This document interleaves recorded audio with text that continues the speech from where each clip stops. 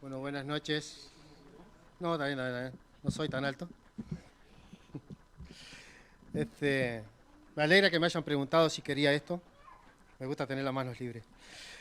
Eh, a los que no saludé, bueno, buenas noches. Y antes que nada, antes de comenzar, quería darle las gracias a ustedes, a aquellos que, bueno, que me han visitado a casa y que también me han llamado por el tema del accidente laboral. Pero no fue nada, fue algo ahí de unos pocos meses y ya está ahí, ya está trabajando. Así que está bien. Y así que muchas gracias a los que fueron, que ya se los hice obviamente de forma personal, pero también a los que me han llamado en reiteradas oportunidades. También hoy en la mañana eh, estuvimos en San José pensando sobre ciertas credenciales que evidencian la vida de un verdadero cristiano. Y alguien allí me pregunta, dice, ¿vas a hablar lo mismo en Manga? Le digo, no, nada que ver. Y dice, porque yo también escucho los mensajes de Manga, así que hay gente en San José que a esta hora está escuchando, así que bueno, que el Señor les bendiga también en esta oportunidad. Les invito a abrir la Biblia en el libro de Jeremías, capítulo 2. Jeremías, capítulo 2. Vamos a ver algunas cosas, algunas que pasaron allí, que sucedieron allí, pero que no deja de ser algo que también nos afecta a nosotros. En nuestra vida particular, como creyentes, lo que sucede con este hombre, Jeremías, no es un reflejo de lo que debería pasar en la vida de nosotros. Así que no vamos a dejar pasar por alto algunos detalles que son realmente interesantes.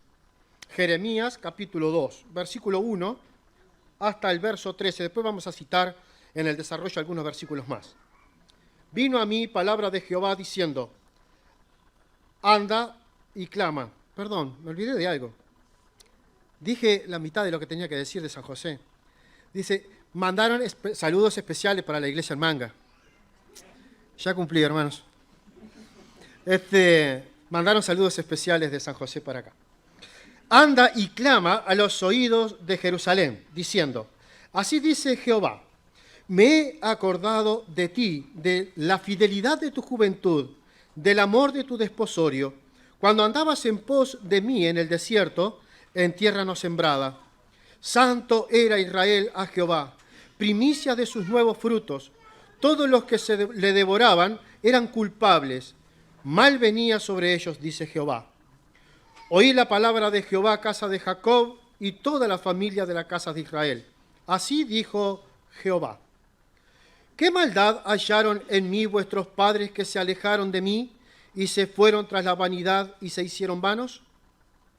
Y no dijeron, ¿dónde está Jehová, que nos hizo subir de la tierra de Egipto, que nos condujo por el desierto, por una tierra desierta y despoblada, por tierra seca y de sombra de muerte, por una tierra por la cual no pasó varón, ni allí habitó hombre?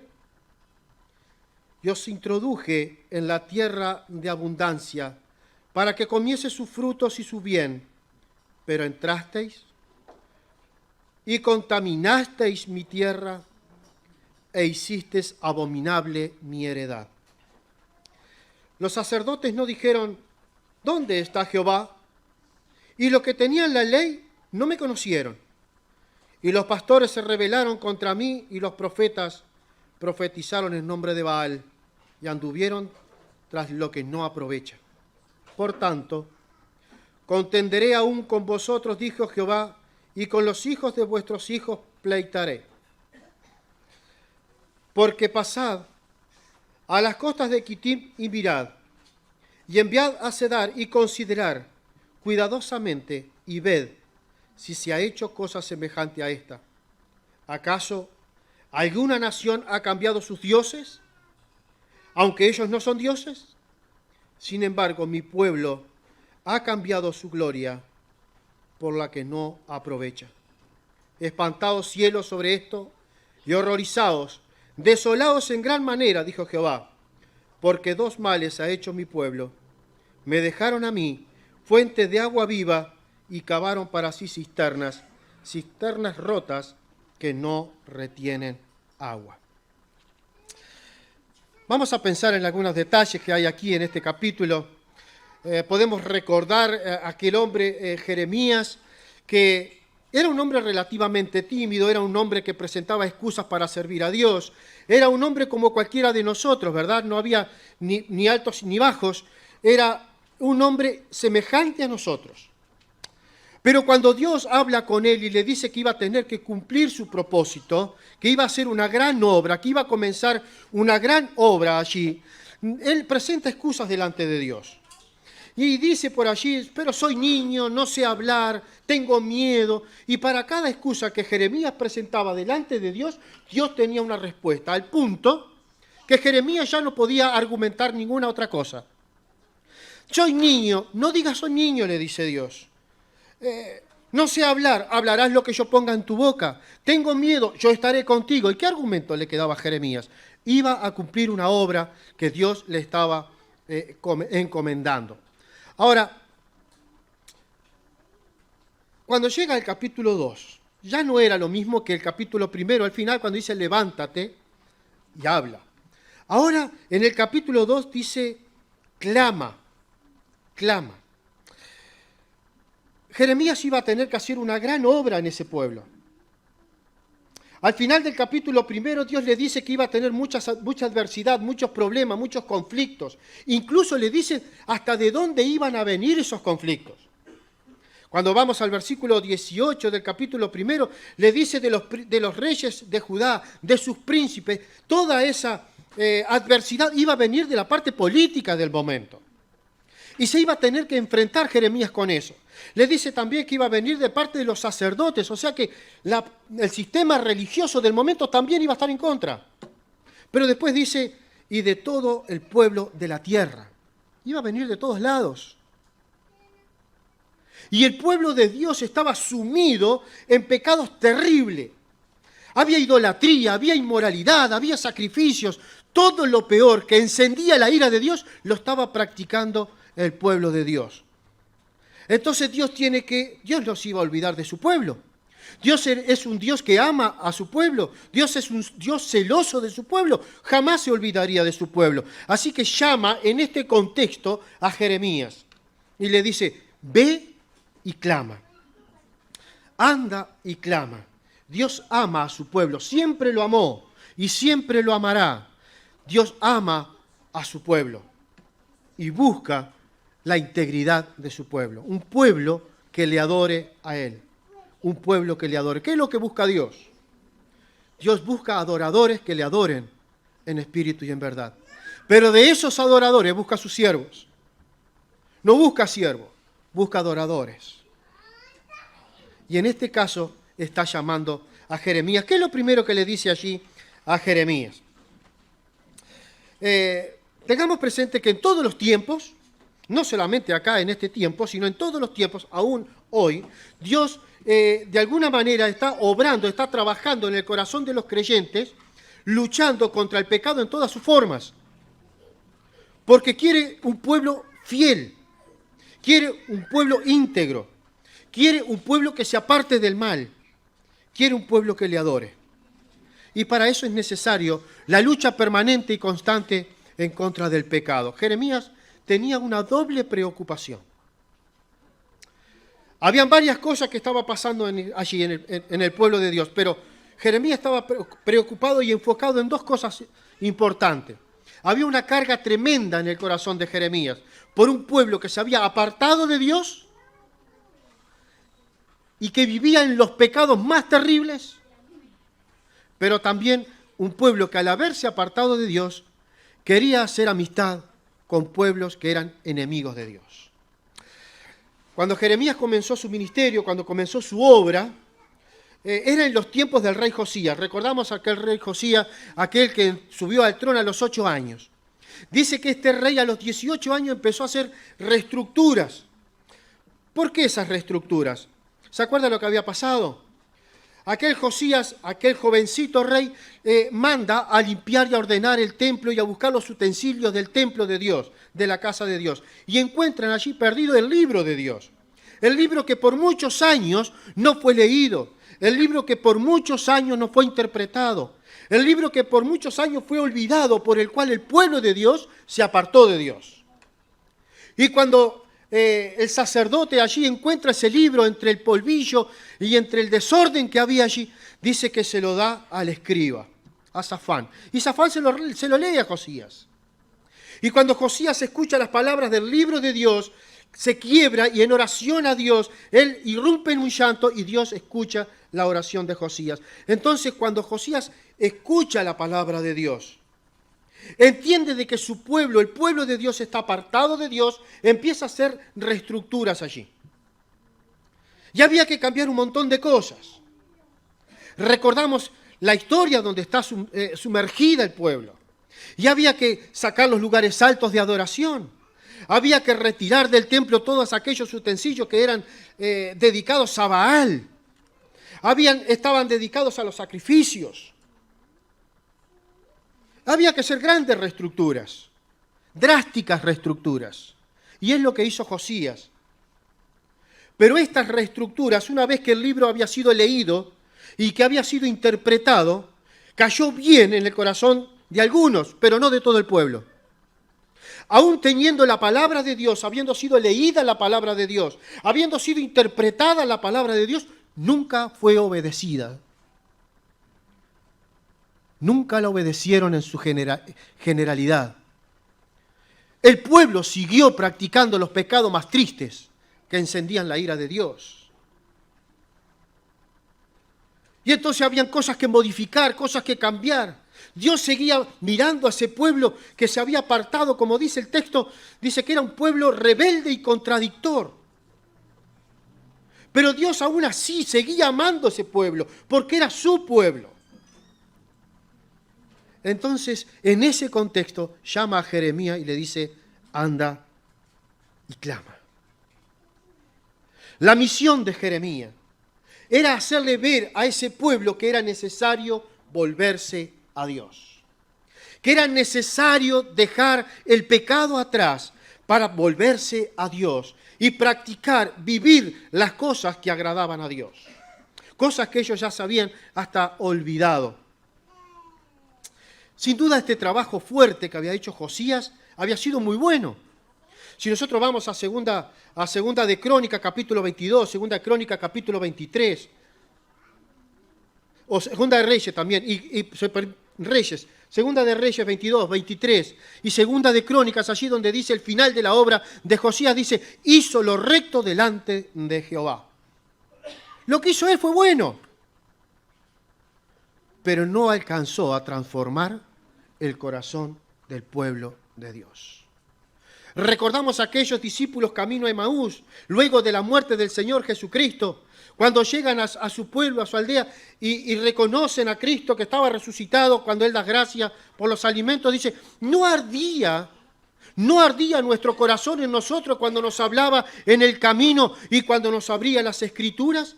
Es que cualquier persona que tenga contacto con la palabra de Dios, que entiende que Dios habla a través de la Biblia, tiene que haber efectos. Si no hay efecto en mi vida cuando Dios habla en mi corazón a través de su palabra, no es problema de Dios, no es problema de la Escritura, es el estado en que yo me pueda encontrar. Soy yo el responsable.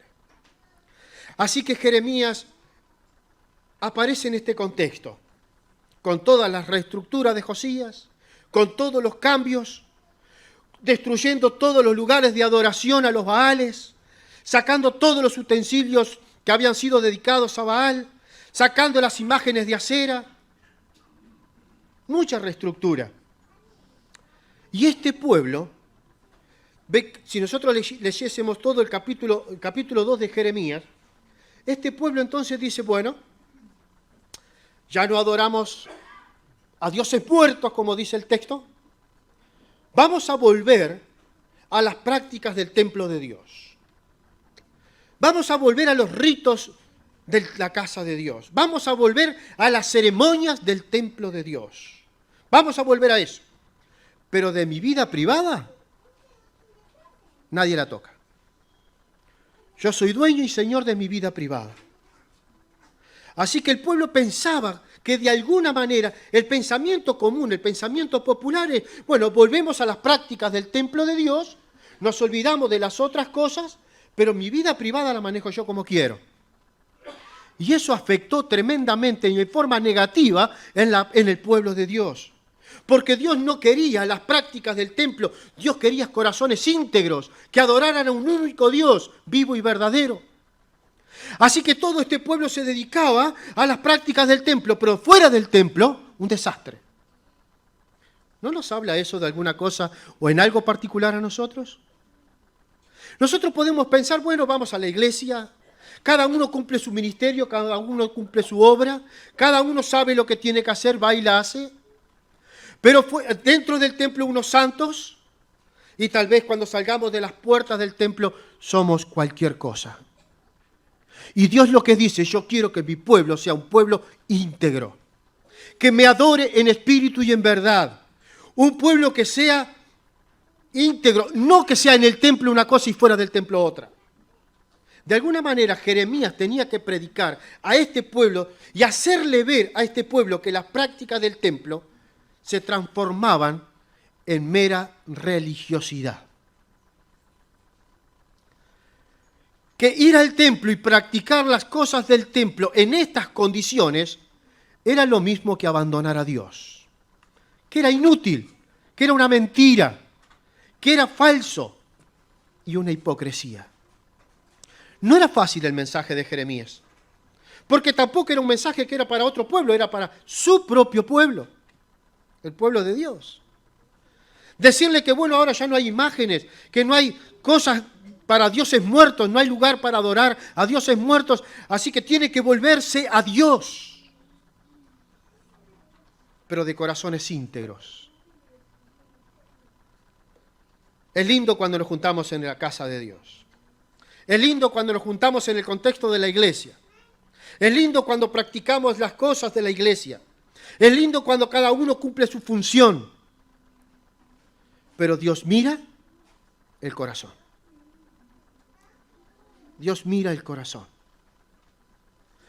Y tiene que decir allí en el Nuevo Testamento la palabra de Dios, este pueblo de labios me honra, pero su corazón está lejos de mí. Cuando el apóstol Pablo va caminando, llevando el evangelio por distintos lugares, se llega a la ciudad de Grecia y encuentra un montón de altares. Hay altares para todos los dioses muertos que ustedes puedan imaginarse. Pero hay uno allí que dice al Dios no conocido. Y Pablo tiene que decir, a este Dios no conocido que vosotros adoráis, es el que yo vengo a anunciaros. Dios quiere un pueblo que adore a un Dios que conoce. Dios quiere un pueblo que Él ha apartado para sí, para que le adore como al único Dios vivo y verdadero. Jeremías tenía ese llamado de Dios, predicar al pueblo de Dios que era necesario volverse de corazón a Dios, dejar el pecado atrás y ser fiel a Dios. En Hebreos capítulo 12 dice, por tanto nosotros también, teniendo en derredor nuestro tan grande nube de testigos, despojémonos pues de todo peso y del pecado que nos asedia, y corramos con paciencia la carrera que tenemos por delante, puestos los ojos en Jesús, el autor y el consumador de nuestra fe. Dejar el pecado atrás para seguir la carrera con los ojos puestos en el Señor. Así que Jeremías clamaba en primer lugar, por lo que dice aquí los versículos, contra el pecado que practicaba el propio pueblo de Dios. Había que dejar el pecado. Cuando pensamos en esta obra de Jeremías y cómo seguía ese pueblo, le gustaba seguir practicando todas esas cosas que no eran de Dios. Entonces, ¿cómo se habría sentido Jeremías? Me imagino el dolor en el corazón. En el capítulo 3, versículo 20 dice, pero como la esposa infiel abandona a su compañero, fíjense qué cosas, qué ilustraciones que usa, ¿no? Pero como la esposa infiel abandona a su compañero, ustedes pecaron contra mí, dice el Señor. Se fueron. Santiago lo llama con una palabra más, menos dolorosa, pero significa lo mismo. Se extraviaron. Abandonaron. Se apartaron. Se extraviaron. Dios es un Dios celoso y amante de su pueblo y quiere un pueblo que le sea fiel. En segundo lugar, otro clamor que tenía Jeremías era el tema de que este pueblo, al abandonar a Dios y en las condiciones espirituales en que se encontraba, quería hacer alianza, quería hacer amistad con Egipto. Eso lo vemos versículo más adelante, dentro del capítulo 2. Y el pueblo de Egipto era un pueblo enemigo del pueblo de Dios. Así que Jeremías se plantó firme y dijo, jamás. Jamás. El pueblo de Dios haciendo alianza con Egipto, de donde Dios nos sacó, donde éramos esclavos, jamás. Así que tenía que predicar por esto también. En los tiempos, reyes anteriores a Josías, en los tiempos del rey de Ezequías, en los tiempos del rey Manasés. Recordamos que Manasés era el abuelo de Josías. El pueblo de Dios siempre tuvo tendencia, y no estamos muy lejos de esa realidad hoy, pero el pueblo de Dios siempre tuvo tendencia a hacer alianza con pueblos enemigos. Por un lado estaba Egipto con su gran río Nilo, y por el otro lado estaba Siria con el Éufrates. Y en los tiempos de Manasés y los tiempos de Ezequías, todo el pueblo de Dios siempre se inclinaba a Asiria, a hacer alianza con los asirios. Pero en este tiempo, en el tiempo de Josías, en el tiempo del profeta Jeremías, querían hacer alianza con Egipto. Y Jeremías dijo, no. No. Eran enemigos del pueblo de Dios. Cuando vamos a 2 Corintios capítulo 6, versículo 14, un versículo allí que normalmente usamos y usan y se usa para hablar acerca del noviazgo y cosas así. No unáis en yugo desigual con los infieles. Pero esto abarca mucho más que el noviazgo. En 1 de Pedro capítulo 1, versículo 14, sigue la misma sintonía y en la misma línea y dice, como hijos obedientes, no os conforméis a los deseos que antes teníais en vuestra ignorancia. Queriendo hacer alianza, queriendo hacer amistad con pueblos enemigos, con el mundo. Y Jeremías dice, no. En Romanos 12 dice, no os conforméis a este siglo. Y ni que hablar si leyésemos primera de Juan, si leyésemos Juan, la primera carta del capítulo 2, allí hay como 3, 4 versículos que habla de las cosas de Dios y las cosas del mundo por separado. No hay unidad entre una cosa y la otra. Dios quiere un pueblo que se aparte del pecado. Dios quiere un pueblo que se aparte del sistema pecaminoso del mundo. Dios quiere un pueblo fiel, un pueblo que le adore. Y Jeremías tenía que levantarse y clamar en contra no solamente del pecado, de haberse apartado de Dios, sino también a no hacer alianza con el mundo. Recordamos a nuestro querido hermano Pedro. Fue capaz de sacar su espada, arriesgar su propia vida por salvar a Jesús cuando estuvo en Getsemaní. Pero cuando el Señor fue arrestado, él fue uno de los 2 discípulos, solo 2 discípulos que pudieron seguir a Jesús y entrar. Y allí estando en el pretorio, dice que cuando estaban en Getsemaní, él cortó con la espada la oreja de Malco. Pero cuando estaba en el pretorio, negó a Jesús. ¿Dónde estaba? Calentándose en el fuego de los enemigos de Jesús. Y es lo que pasa cuando hacemos amistad con el mundo. Es lo que pasa cuando buscamos alianza con el sistema. Y es lo que pasa cuando nos alejamos de Dios. Negamos a Cristo. En el capítulo 2, versículo 13, hay un texto que quiero que lo lean. Porque Dios dice acá en el versículo 13, porque dos males. Pero esto no es que dos males nada más, es que de estos dos males surgen todo lo otro. Pero todo empezó acá. Porque dos males ha hecho mi pueblo. Primero, me dejaron a mí fuente de agua viva. Y segundo, cavaron para sí cisternas rotas que no retienen agua. ¿Cuánto dolor podemos provocarle a Dios el apartarnos de Él? ¿Cuánto dolor somos capaces de provocar en el corazón de Dios cuando le abandonamos? Y un paréntesis aquí, hermanos. No abandones a Dios, por más difícil que sea la situación, por más difícil que sea la circunstancia por la que estás pasando, no abandones a Dios. Porque si abandonas a Dios, caes en pecado y en pecados terribles. Pero más aún, dice aquí el texto que cavan sus propias cisternas. Vamos a ver. Dos males. Abandonaron a Dios, le dejaron, le desobedecieron, se olvidaron de aquel que era la fuente inagotable de agua de vida y por otro lado, cavaron esas cisternas que son rotas, que no son capaces de retener agua. Es interesante la metáfora que usa acá. Esa construcción de cisternas. ¿Quién construye cisternas? ¿El pueblo fiel? No vemos al pueblo fiel de Dios construyendo cisternas.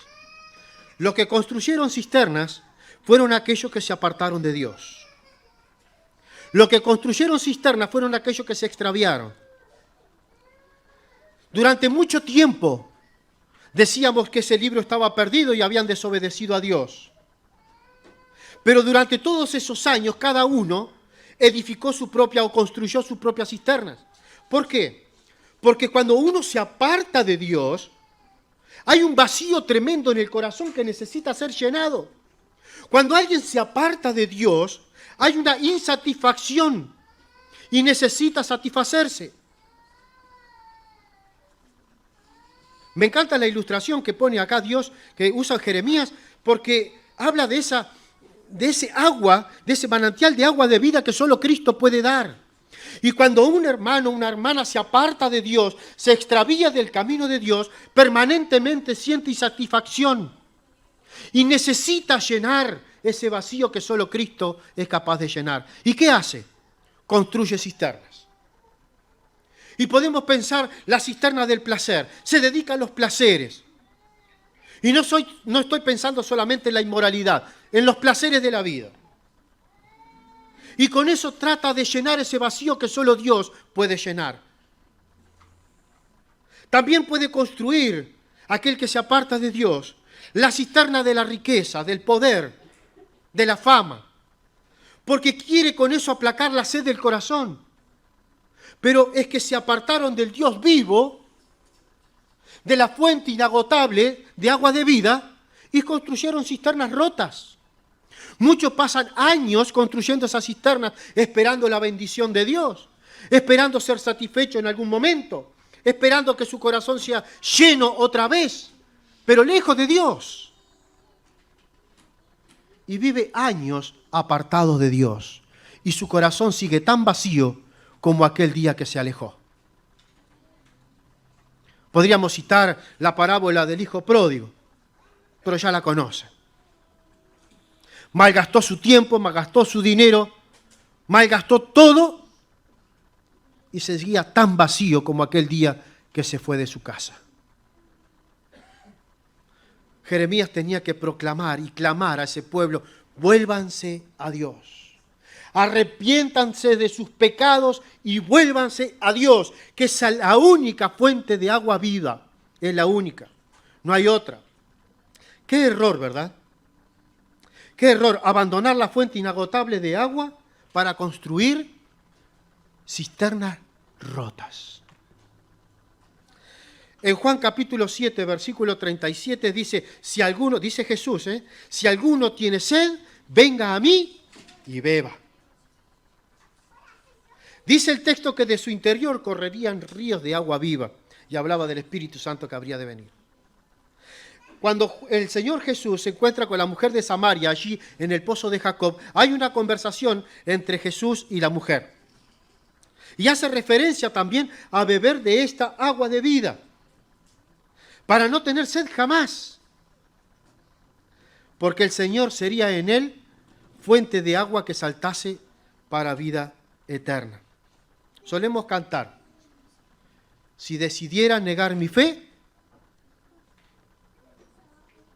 no tengo a dónde ir. ¿A dónde vamos? Jeremías les recuerda, o Dios le dice a Jeremías, háblales de esto. Háblales de esto. Y entonces cuando Jeremías tiene que hablar, en el versículo 2 dice, así dice Jehová, me he acordado de ti. Primero, me he acordado de ti. Segundo, de la fidelidad de tu juventud. Tercero, del amor de tu desposorio. Bueno, aquellas tres frases que usa Dios, que en definitiva lo que está haciendo es apelando a la conciencia de ese pueblo que le abandonó. Porque Dios le sigue amando.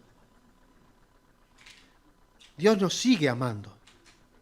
Aún con nuestras debilidades, con nuestra flaqueza, con nuestros errores, aún con nuestro pecado, Dios nos sigue amando. Y apela a aquellos que fueron, ¿se acuerdan ustedes? ¿Se acuerdan ustedes cuando se convirtieron a Cristo y empezaron la carrera de la fe cristiana abrazados de Jesús? ¿Se acuerdan?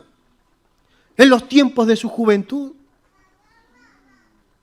¿Se acuerdan, queridos, del amor que tenían para con su Dios? ¿Se acuerdan? Pero hay una cosa más triste que esto. El versículo 5, y creo que el versículo 31. El versículo 5 y el versículo 31 nos muestra qué somos capaces de hacer los hombres y mujeres de Dios. Herir tanto al corazón de Dios que es como que Dios entra a cuestionar y empieza a hacer preguntas. No solamente hay preguntas allí, sino que es Dios que son preguntas retóricas. Dios se está preguntando, ¿sabe la respuesta?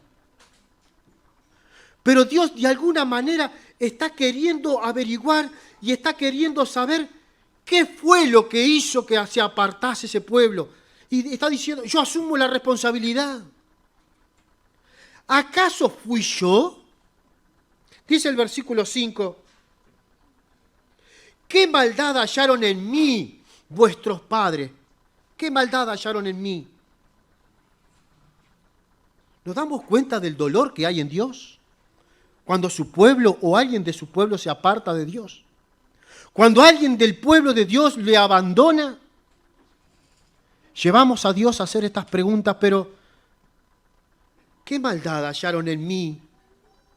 ¿Qué hice yo? ¿Soy yo acaso culpable porque mi pueblo me abandona? ¿Soy yo el responsable porque fulano, mengano, sultano se fue?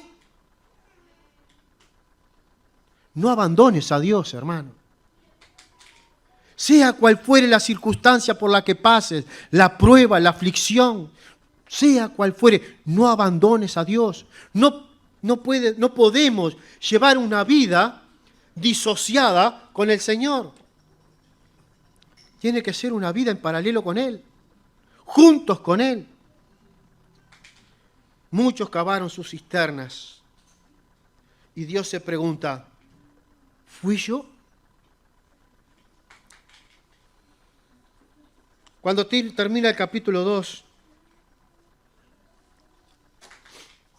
podemos pensar en aquellas personas que que aún cavando sus propias... Y hay muchos, hay muchos que cavaron sus cisternas, que nunca fueron satisfechos hasta que volvieron a Dios. Pueden hablar con ellos. Me tomo el atrevimiento y el permiso de decir, habla con ellos. Nunca se sintieron satisfechos hasta que no volvieron a Dios. Nunca se sintieron llenos hasta que volvieron a Dios. Nunca se sintieron completos hasta que volvieron a Dios. Puedes hablar. Cada uno de ellos te dará su punto de vista. Pero hay otros que aún siguen cavando sus cisternas. Y se enriedan en las cosas del mundo. Piensan que estar allá es mejor que estar acá.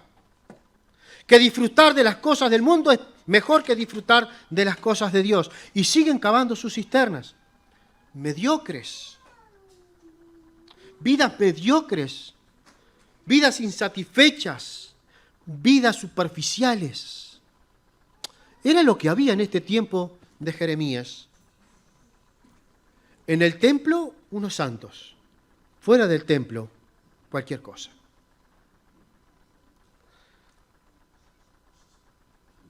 En el versículo 13 dice, estos dos males me ha herido profundamente el corazón, dice Dios. Me dejaron a mí y cavaron cisternas.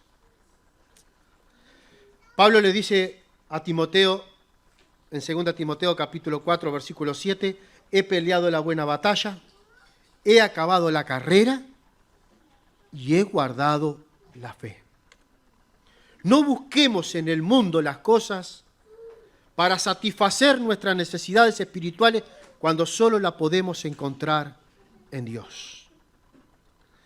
Podemos contristar al Espíritu, podemos apagar al Espíritu de Dios en nuestra vida por vivir vidas en la mediocridad, en la superficie, sin demasiados compromisos ni asumir las responsabilidades. Vidas religiosas, como eran en aquel entonces, y podríamos decir con apariencia de piedad, pero vidas meramente religiosas. Queriendo agradar a Dios, pero sin abandonar el mundo. Y ningún siervo del Señor puede servir a dos señores, porque aborrecerá a uno y amará al otro, o estimará al uno y menospreciará al otro. No podéis servir a Dios y a las riquezas. Lucas capítulo 16. Jeremías tenía un gran desafío por delante. Pero lo interesante de todo esto, ustedes pueden leer la historia y el libro de Jeremías, que Dios iba a cumplir su propósito, no solamente en la vida de Jeremías, sino en la vida de su pueblo. ¿Pero qué era necesario? Un hombre como Jeremías, que mientras Dios lo formaba en el vientre de su madre, dice que Dios lo conoció, Dios lo santificó, lo apartó para ser profeta de las naciones y predicar a su pueblo el arrepentimiento de los pecados, que se volviesen a Dios y que abandonasen el mundo. Hermanos, que estos pensamientos basados en este capítulo de Jeremías sea de utilidad para cada uno de nosotros. Y hay un versículo por allí en el capítulo 2.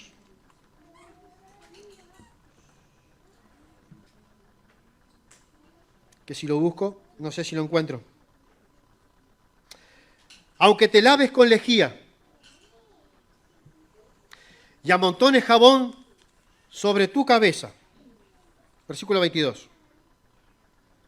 Dice así, aunque te laves con lejía y amontones jabón sobre ti, la mancha de tu pecado permanecerá aún delante de mí, dijo Jehová el Señor. Para aquellos que aún no conocen al Señor, para aquellos que aún están viviendo en este mundo sin Dios, sin Cristo y sin esperanza. La palabra de Dios dice que no hay nada que tú puedas hacer para ganar el perdón de tus pecados. Cristo ya lo hizo en la cruz. Cuando el Señor estaba siendo crucificado, no estaba muriendo porque le gustaba, sino que estaba entregando su propia vida, una sola vez y para siempre, para remisión de los pecados. Cristo murió por vos. La paga del pecado es la muerte. El castigo a la muerte es el infierno. Y todo aquel que abandonó a Dios y vive en sus pecados, está condenado al infierno. La solución es volver a Dios. Aquel que no tiene a Cristo en su corazón, aquel que no se ha arrepentido de sus pecados y no ha depositado su fe en Cristo, está condenado al infierno. Podrías decir, yo voy a la iglesia, yo leo la Biblia, yo canto, yo escucho los mensajes aún por internet. Pero el Señor dirá, apartaos de mí, no os conozco. Apartaos de mí. La salvación es por gracia, por la fe en Jesucristo.